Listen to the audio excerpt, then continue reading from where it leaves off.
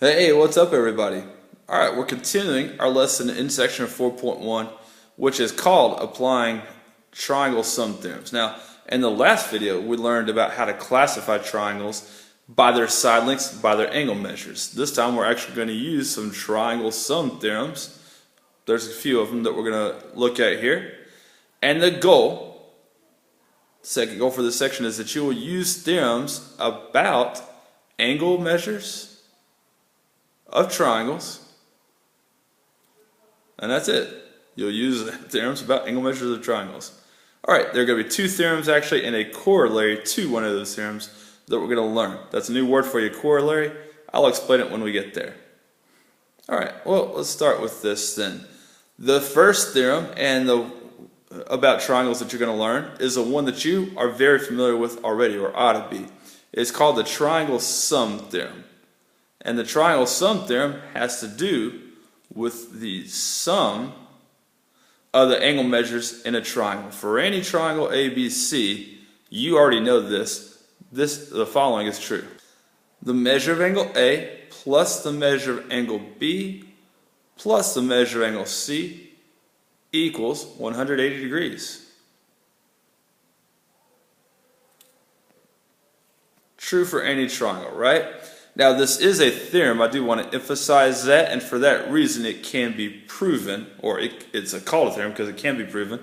You're welcome to look at your textbook for the proof of that. It uses parallel lines and alternate interior angles, all those good sorts of things. But what I need you to know from this theorem is that the sum of the interior angle measures of a triangle is 180 degrees, and let's see a couple quick examples of how you can use that.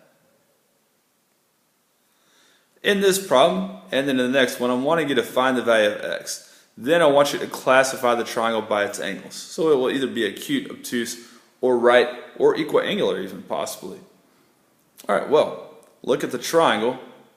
We're given two angle measures for a triangle. We're given that the third one is 4x degrees. How in the world are we going to find x? It's not really a question, I hope.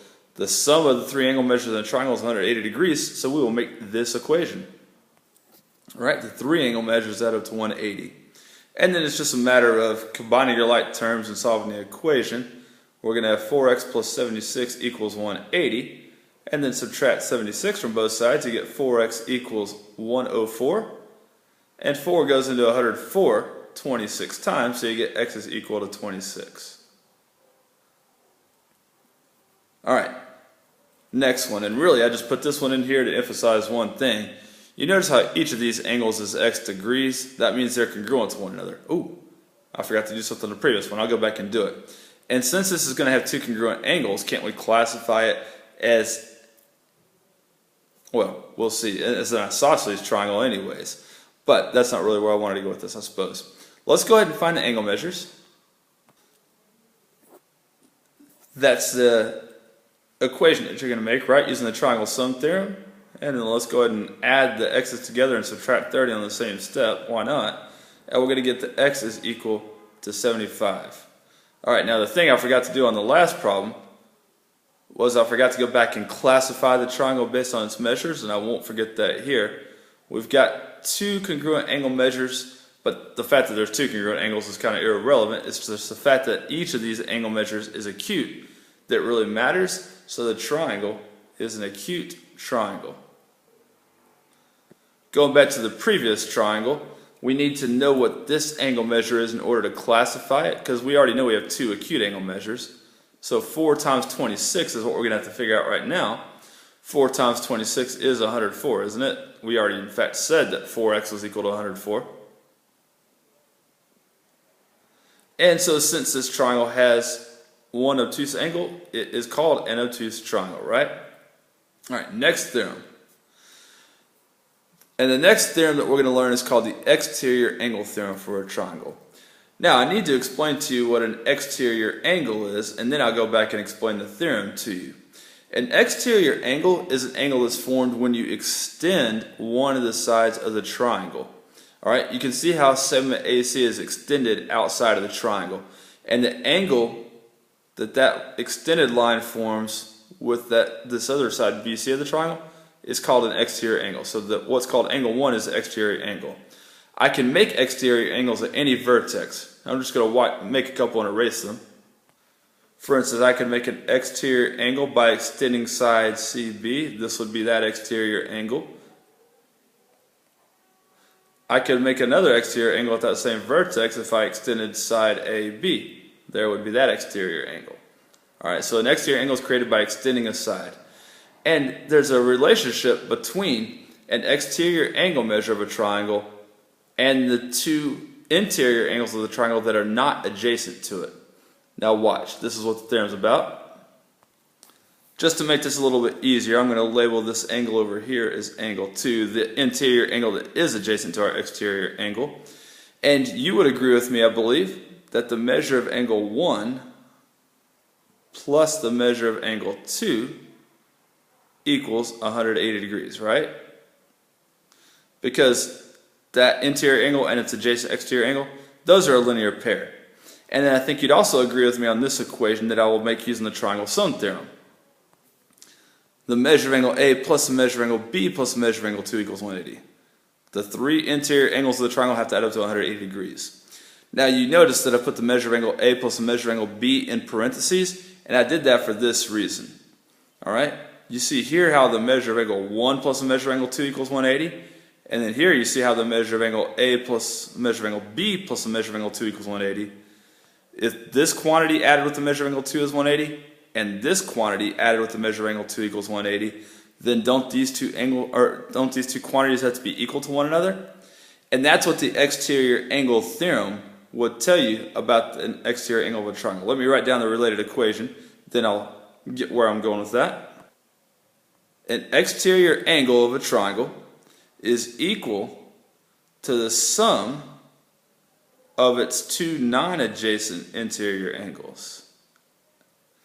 In this case, if you add angle A and B together, they're going to have to be equal to the measure of angle 1. That'll work every time. All this mess up was right here was basically the proof of that theorem. Alright, but this is what you need to know right here. Alright, well let's use that really quickly. Directions here say to find the measure of the exterior angle shown, and you see in part A, here's the exterior angle. Well, what we just got done saying is that according to the exterior angle theorem, that the measure of an exterior angle equals the sum of its two non-adjacent interior angles for the triangle. That means if I add the 115 with the 20, it should be equal to x plus 34. Let me make that equation. Right? And then, let's go ahead and combine our like terms. Subtract 34 from both sides. We have the value of x. Of course, we were trying to find the measure of the exterior angle, and the measure of the exterior angle was x plus 34. So truly, this is our answer right here. X plus 34 is equal to 135 degrees. Excellent. One more picture where we've got an exterior angle shown. This time, however, you don't know the measures of both of the non-adjacent interior angles, right? You know this one's 90, but you don't know what this one is until you know the value of x. So we're going to have to use the triangle Sum Theorem first. These three angles add up to 180, don't they?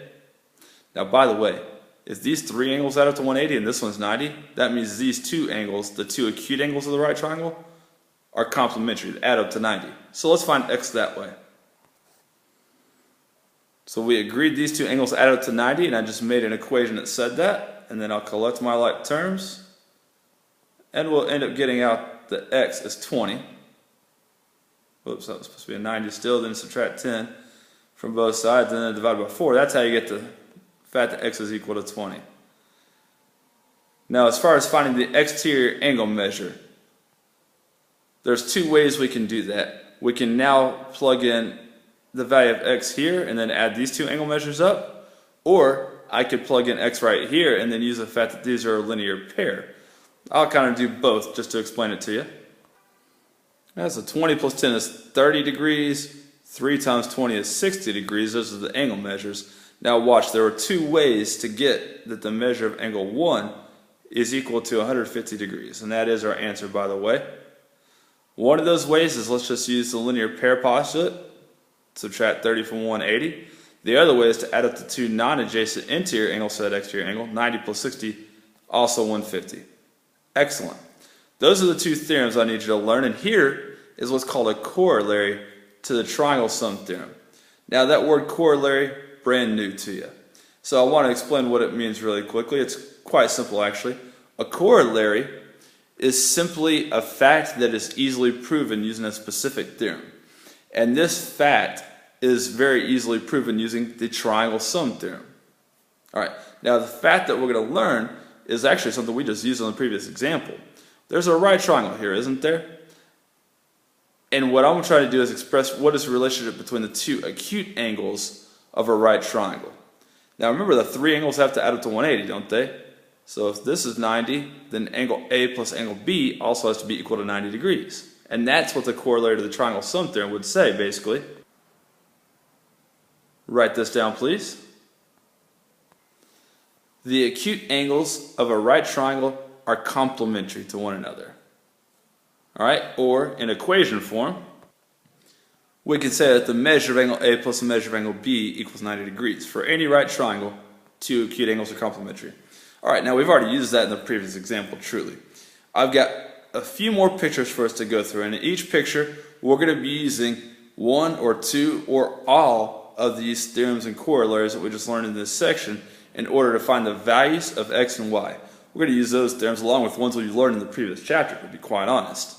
Finding the values of x and y. These are all complicated pictures. Copy them each down. I'd like you to see if you can reason out what x and y are before you listen to my explanation for each of these. So please pause the video. Try that for this one.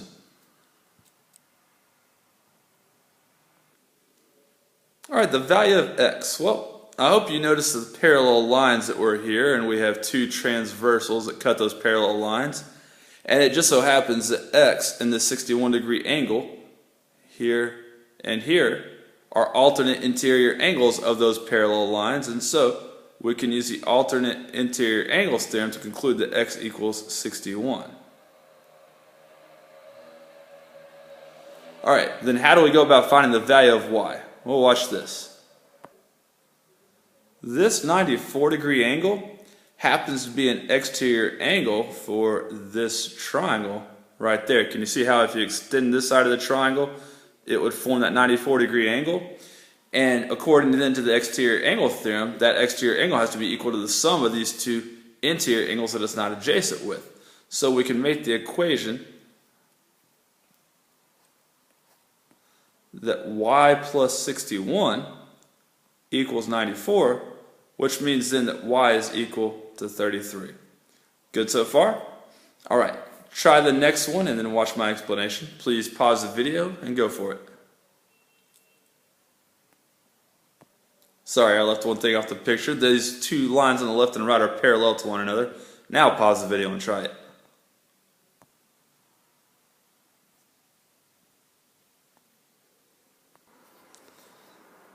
So I went for the old alternate interior angles bit again, didn't I? So you should be able to figure out from that that x is equal to 24.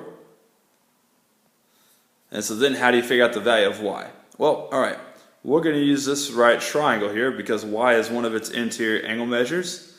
And we can apply the corollary to the triangle sum theorem to say that x plus y is equal to 90, right? And since we know that x is equal to 24, then we're going to be able to use that fact to figure out that y is 66 degrees. Very good. Two more pictures to go through. All the information you need is here. This is quite a complicated picture. Still, I'd like you to try it, see how you do.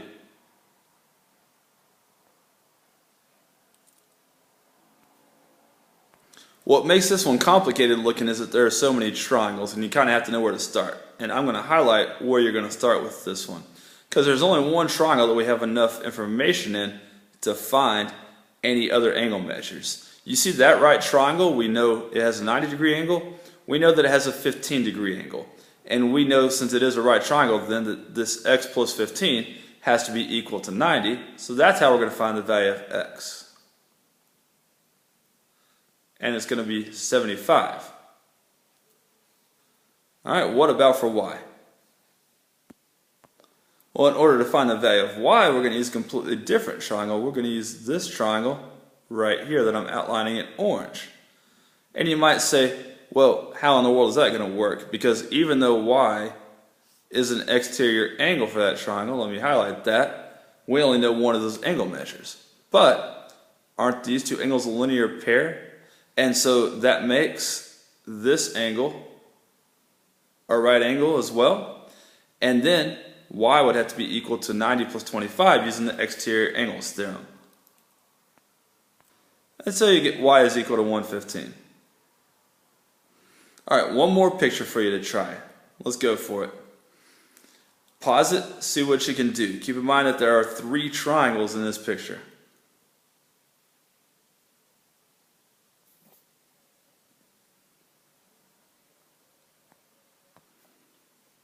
Alright, how do we find the value of x first of all? Well, I'm hoping you noticed that with this triangle, x is an exterior angle, isn't it?